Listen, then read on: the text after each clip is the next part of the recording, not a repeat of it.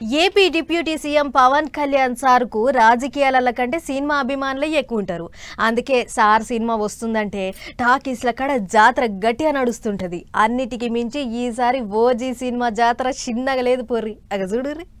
అగో ఇగో అనుకుంటా deputy CM Pawan Kalyan sir cinema మళ్ళొకటి రానే వచ్చింది. ఎప్పటికంటే ఇక ఈసారి టాకీసుల కాడ పండగ ఇంగిత జోరుగా చేస్తుండ్రు ఫ్యాన్స్.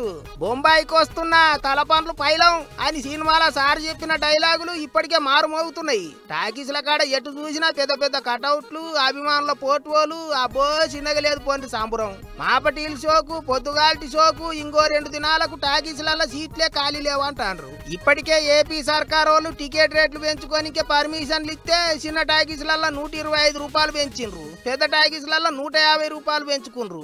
ఇటు తెలంగాణలో కూడా టికెట్ రేట్లు పెంచుకోనికే సర్కార్ వాళ్ళు పర్మిషన్లు ఇచ్చిండ్రు. గాని ముచ్చట కోర్టు దాకా పోయేటాలకు అట్టెటైతుంది అని కోర్టు సార్లు పెంచిన రేట్లు రద్దు చేసిండ్రట. ఇక అది అట్లున్నది. గాని పవన్ సార్ అభిమానులు అయితే ఫుల్ జోసి మీద ఉండ్రు.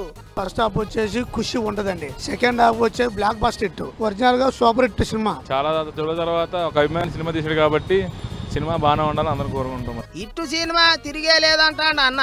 మరి ఇక టికెట్ కొనడో లేదో గాని సినిమా చూడకముందే ఇట్ అని చెప్పేసిండు. ఒక్క కృష్ణా జిల్లానే కాదు అన్ని దిక్కులా గిట్లనే ఉన్నది. టాకీసుల కాడ పొట్టు హంగామని అడుగుతాంది. చూడాలి మరిగా ఎంత వసూలు చేస్తుందో సినిమా.